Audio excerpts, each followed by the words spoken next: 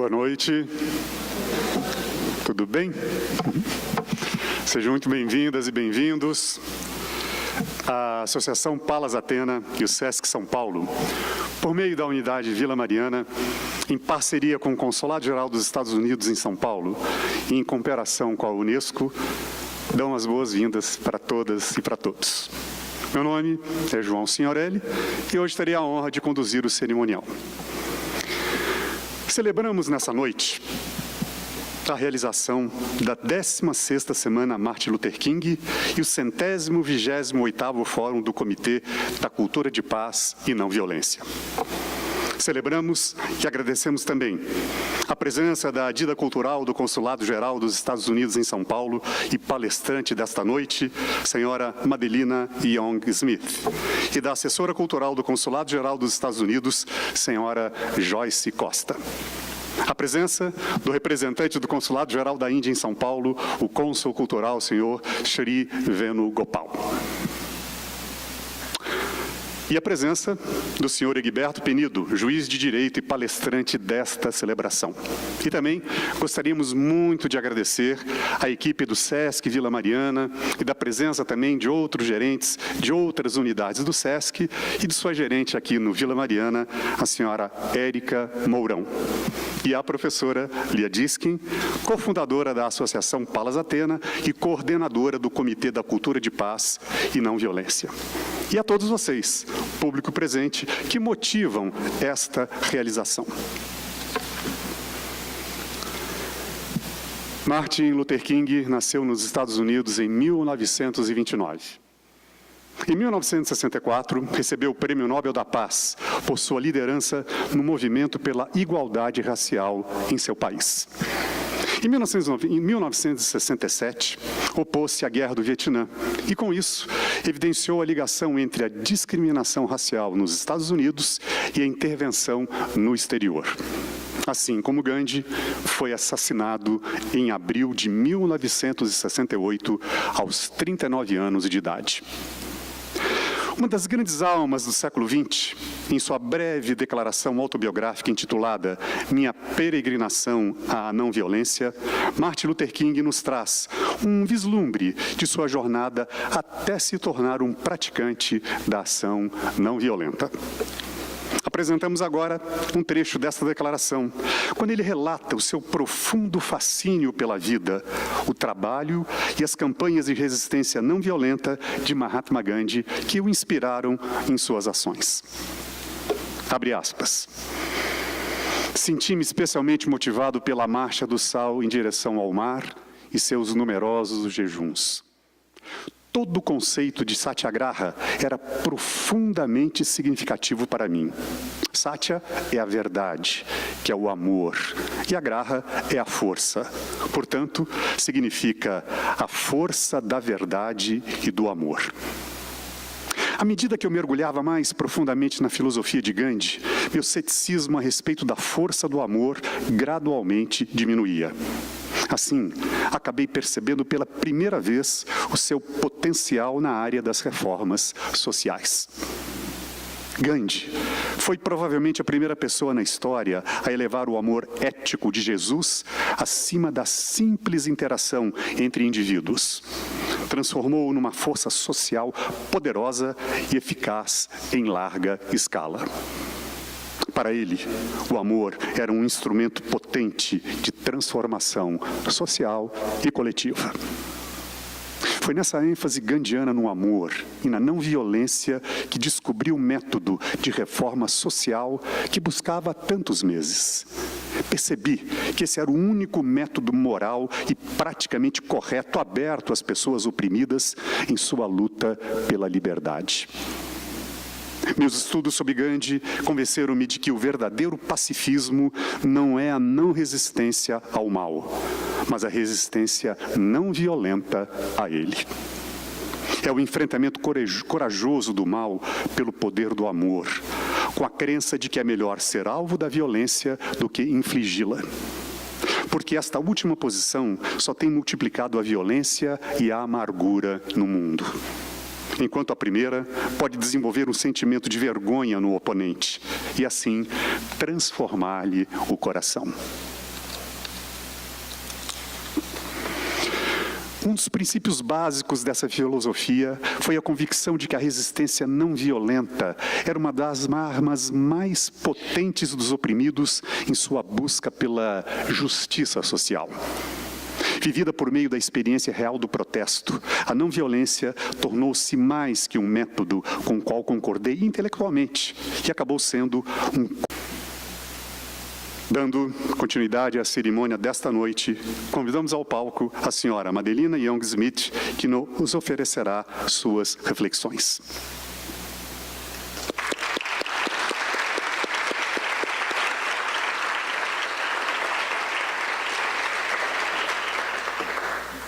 Madelina Young Smith. Obrigada, muito obrigada. Seja muito bem-vinda. É a Dida Cultural do Consulado-Geral dos Estados Unidos em São Paulo. Nascida em Buffalo, Nova York, iniciou sua carreira diplomática em 2006 e desde então já serviu nas cidades de Londres, Porto Príncipe e Washington, D.C.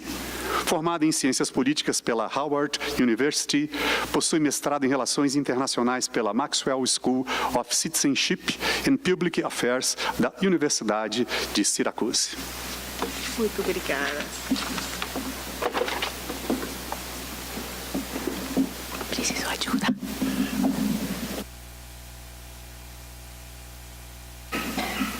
Perfeito, assim. Obrigada. Estou aqui. Boa noite a todos e todas. É um prazer estar com vocês essa noite, que celebra a vida e o legado de Dr. Martin Luther King Jr. Na pessoa da professora Lia Diskin, gostaria de agradecer à equipe da Palacetena pelo convite. Agradeço também a toda a equipe do SESC Vila Mariana, na pessoa de sua gerente, Érica Moral Dutra, pela carinhosa acolhida. Homenagear esse grande herói americano de relevância internacional é uma grande honra. Na verdade, precisaríamos de dias e semanas para discutir sua vida de forma adequada. Então, meu principal objetivo hoje, ao longo de nosso breve tempo juntos, é compartilhar alguns dos principais pontos de sua vida e legado, aproveitando essa maravilhosa oportunidade apresentada pela 16ª Semana Martin Luther King. Minha proposta é que essa apresentação seja o mais interativa possível. Então, gostaria de começar com um jogo de perguntas que nos ajudarão a navegar por sua história. Vamos começar. Ok. Primeiro, uma pergunta. Martin Luther King Jr. foi seu nome de batismo verdadeiro ou falso? Falso. Falso! Muito bom. Então, e qual foi seu nome de batismo? Desculpa. Matthew King Wright Jr. Desculpa. Michael King Jr., Luther Martin King Jr. ou Lawrence King Jr.? O que você acha? Lawrence, ok. Matthew? Michael? Ok. Michael King Jr. Michael King, J. King, nasceu dia 15 de janeiro de 1929 em Atlanta, no estado da Geórgia, uma época em que leis nos Estados Unidos, conhecidas como as leis de Jim Crow, fizeram de segregação e discriminação uma realidade cotidiana para a população negra nos estados do sul do país. Seu pai, que também era um pastor respeitado na Geórgia, Michael King, viajou para a Alemanha em 1934, onde aprendeu mais o respeito da vida e trabalho do monge e teólogo alemão Martin Luther. Ao retornar para os Estados Unidos, ele mudou o seu nome e de seu filho para Martin Luther King e Martin Luther King Jr., respectivamente. Ok. Em qual dessas universidades ele se formou? A. Morehouse College. B. Howard University. Ou Clark Atlanta University. Ou Hampton University. B. C. Ok. Morehouse College. Ele iniciou seus estudos na Morehouse College em Atlanta, muito jovem, aos 15 anos de idade, pulando 2 anos do ensino médio. Na Morehouse, ele passou a enxergar a religião como um poderoso catalisador para mudanças sociais. Após sua graduação em Sociologia em 1948, ele concluiu seu doutorado pela Escola de Teologia da Universidade de Boston em 1955, antes de retornar para o Sul, onde ele serviu como pastor na Igreja Batista da Avenida Dexter, em Montgomery, no estado na Alabama. Ok, uma observação muito rápida. A Morehouse College, a Howard University, onde eu me formei, a Clark Atlanta University, a Hampton University e muitas outras são classificadas como faculdades e universidades historicamente negras, ou, em inglês, Historically Black College and University, HBCUs. HBCUs são instituições de ensino superior que foram estabelecidas antes de 1964 e originalmente criadas com a missão de atender às necessidades educacionais de estudantes negros proibidos de estudar em outras instituições em função de leis e práticas segregatórias e discriminatórias. Ok. Uma outra pergunta. Qual o nome do movimento o qual ele ficou conhecido por ajudar a liderar nos Estados Unidos? Ok, com certeza.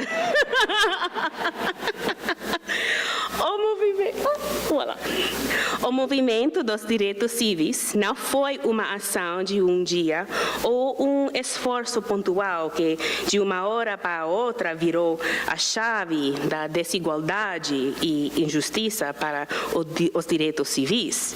O movimento incluiu uma grande variedade de ações e esforços conscientes e intencionais, tais como reuniões estratégicas, protestos, ocupações, boicotes e marchas, literalmente sangue, suor e lágrimas, muitas das quais King organizou, liderou e o inspirou, tais como o boicote aos ônibus de Montgomery, protestos não violentos no Alabama, na Geórgia e na Flórida.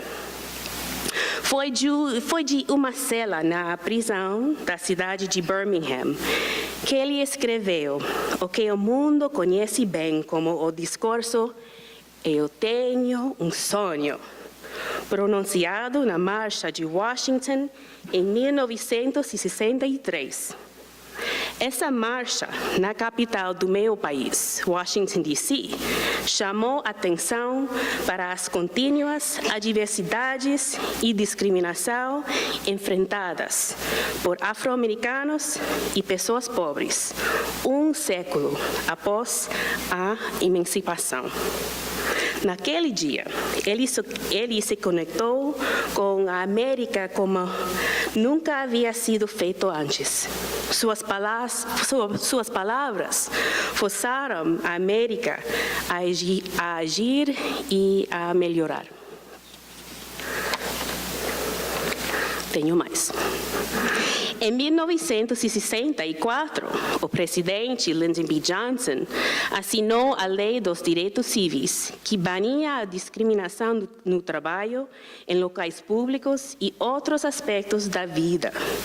King presenciou a histórica assinatura da lei e continuou a pressionar por uma lei que garantisse que os negros não tivessem seu direito de votar negado. Em 1965, o presidente Johnson assinou a Lei do Direito ao Voto. Foi por causa da perseverança e resiliência, de King e outros líderes que essas duas importantes leis foram colocadas em prática. Mais perguntas? Ok. Você já sabia. Qual prêmio ele recebeu em 1964? Mas o prêmio Pulitzer, o Oscar, mais chique, o troféu Raça Negra aqui no Brasil, ou o prêmio Nobel da Paz?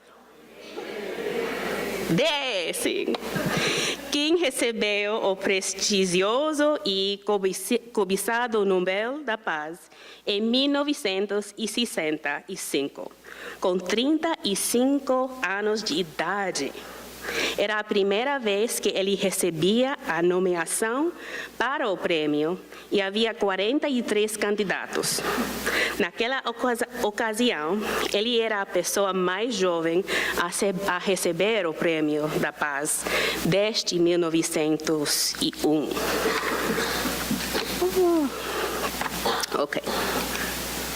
Ok. Quais desses líderes serviu de inspiração para Martin Luther King Jr.? Howard Thurman, Benjamin Mays, Mordecai Wyatt Johnson ou Mahatma Gandhi? Outras?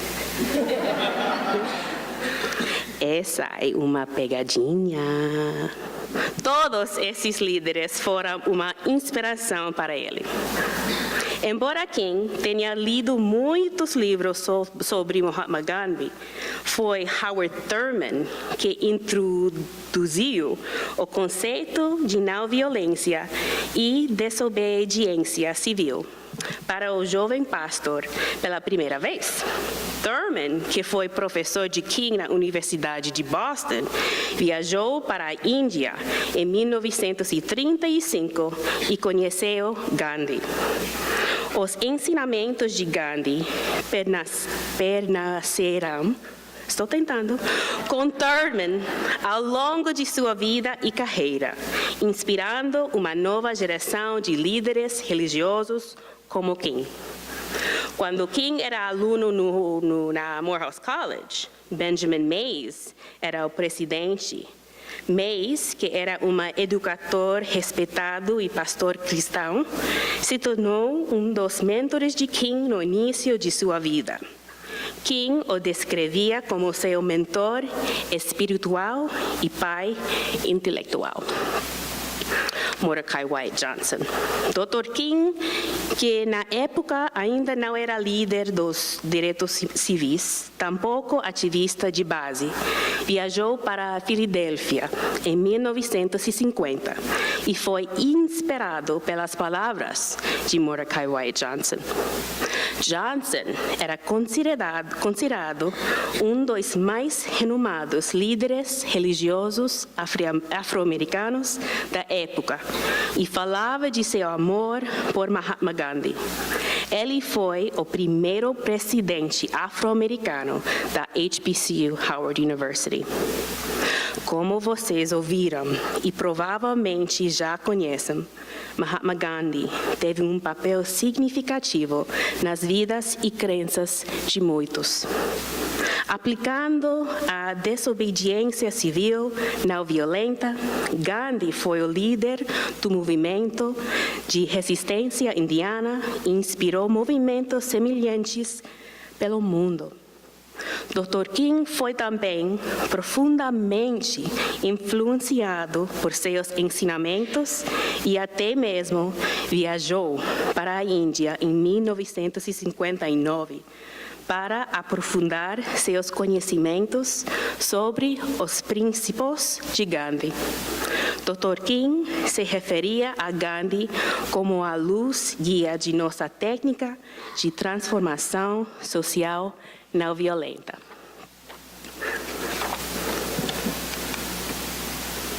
E voilà. Ok, na tela, vocês podem ver alguns dos valores que Martin Luther King Jr. representou ao longo de sua vida e pelos quais ele morreu. Igualdade, justiça, não violência, democracia, amor, resiliência, educação, coragem, fé e liderança. Mantendo esses valores no cerne de seu trabalho, ele incentivou abordagens não violentas, como ocupações em frente a igrejas e em refeitórios, bem como protestos pacíficos, de forma a chamar atenção para o sofrimento dos afro-americanos. Ele acreditava fortemente que todas as formas de violência eram erradas. Mesmo quando brutalmente espancado e atacado por cães da polícia e mangueiras de água, ele se recusava a reagir ou retaliar de forma violenta. Suas táticas de não violência e desobediência civil, bem como seus valores, chamaram a atenção do governo dos Estados Unidos para implementar mudanças em favor de um ambiente mais igualitário para os negros americanos. Suas ações ganharam atenção mundial e continuam a inspirar a todos nós em tempos de adversidade.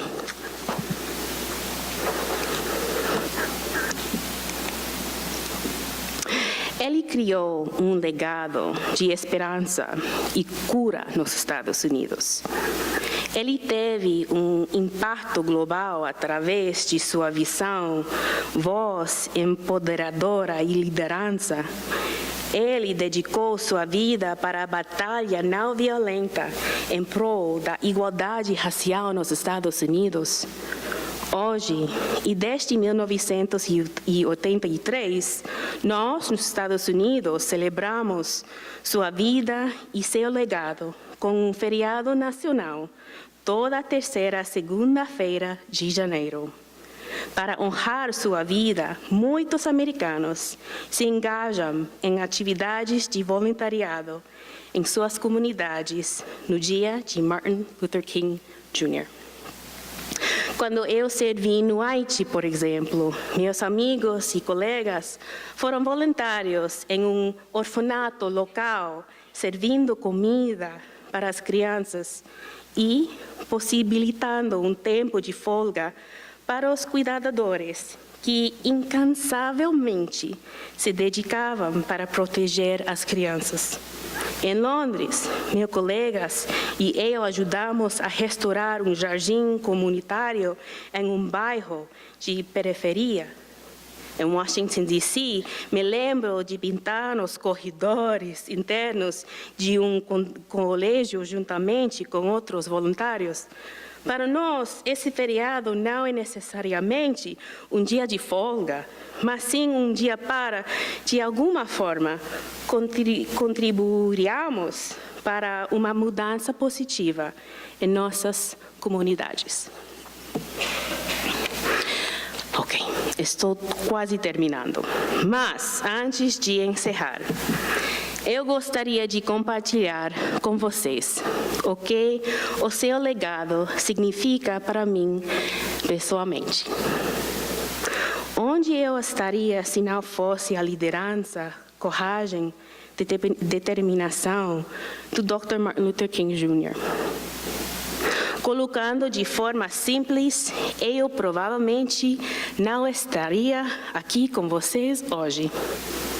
Ele foi assassinado dia 4 de abril de 1968, na sacada de um hotel em Memphis, no Tennessee, antes de um discurso que ele faria para um grupo de trabalhadores do saneamento que estavam em greve.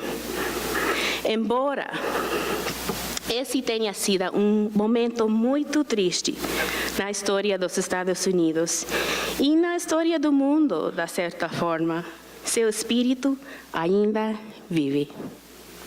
Eu datei uma citação e formulei a seguinte: Rosa Parks se sentou no ônibus para que Martin Luther King Jr. pudesse marchar, e Dr. King marchou para que eu pudesse voar. Eu estou aqui com vocês hoje como uma pessoa, dentre muitas outras, que são exemplos do impacto significativo que ele teve nos Estados Unidos. Eu sou uma diplomata americana, orgulhosamente servindo meu país e o povo americano desde 2006. Eu tive acesso a oportunidades incríveis de educação, estudando em universidades que eu escolhi, após décadas de segregação que assolaram meu país. E, desde os meus 18 anos, eu exerço minha liberdade e meu direito de votar em eleições locais e nacionais. Por essas e muitas obras, eu humildemente e sinceramente agradeço ao Dr. Martin Luther King Jr. por sua visão, por seu sonho e por seu sacrifício. Vou deixá-los com uma de minhas mais adoradas citações de Dr. King. Se eu não posso fazer coisas grandiosas, eu posso fazer pequenas coisas de uma forma grandiosa. À medida que seguimos nossas vidas em um mundo que por vezes desafia os valores de não violência, paz, justiça e igualdade, devemos nos lembrar que, independentemente de nossas posições, ao contribuir para o avanço das mudanças positivas, devemos sempre fazê-lo de forma grandiosa, que honre a vida e o legado do Dr. Martin Luther King Jr. Novamente, gostaria de agradecer essa oportunidade maravilhosa, em especial a Palestina, por sua liderança e comprometimento em manter Dr. King e seus valores vivos ao longo desses 16 anos. Muito obrigada.